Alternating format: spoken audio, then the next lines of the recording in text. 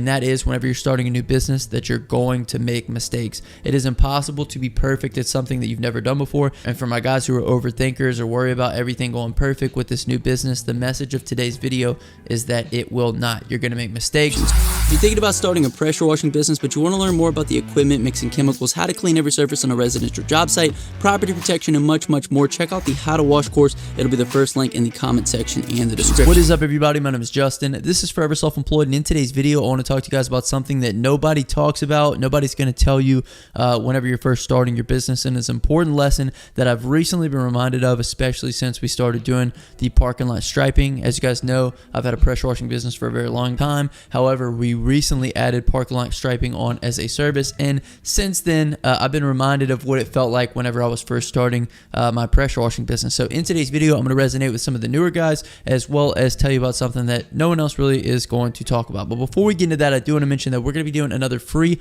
web class this Wednesday night on how Aaron scaled his pressure washing business from zero to over $200,000 a year with one truck and no money. So if you haven't checked it out yet, be sure to register. It'll be the first link in the comment section and the description before the slots fill up. We are also doing in-person training for pressure washing and parking lot striping now. So if you want to come and do a day job with us and ask us all the questions you want, check out the equipment, check out the processes, how we do the workflow, the whole deal, check out the second link in the comment section description. That'll be the sign up page, as well as you can get some more information on in-person training. But with that out of the way, let's go ahead and hop into today's video. So as you guys know, a few months back, we started offering parking lot striping as a standalone service, as well as an add-on for all of our commercial contracts. And since adding on something new that we've never done before, it's really reminding me of how it feels like whenever you're first starting out. We had to get a striping machine, we had to line up a paint supplier, we had to get stencils, we had to map out exactly how we wanted to handle quoting these jobs, and then we had to actually go out and perform the job, develop the workflows, learn the equipment, and basically everything with this business was brand new to us. And going through this process reminded me of something that nobody ever talks about,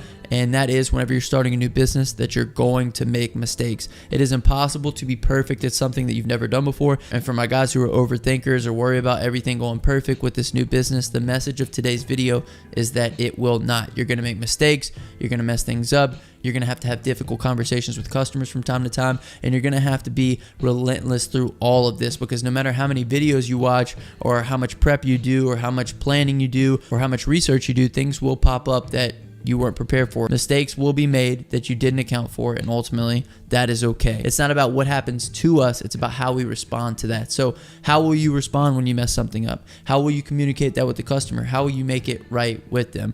These are some of the things to consider. So on this job that you guys are watching right now, we did have a few mess ups. We did the handicap ramps, and we really didn't properly prep everything, and we ended up getting some overspray on the building. We also weren't 100% happy with the lines that we painted. One of the lines ended up being longer than it should have been, and that was because the handle stuck on the striper when Kale released it.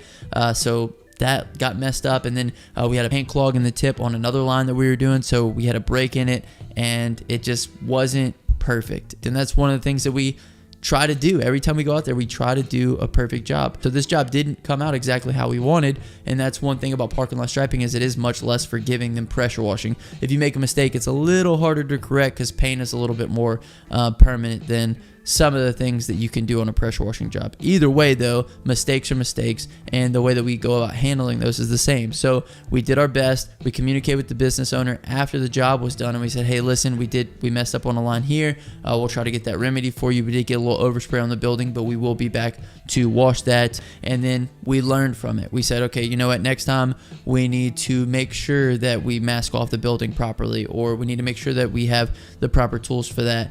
But some mistakes, you know, are just going to happen. Like with Kale releasing the handle and it didn't release the way it should have, and the line ended up being a little bit longer than it should have.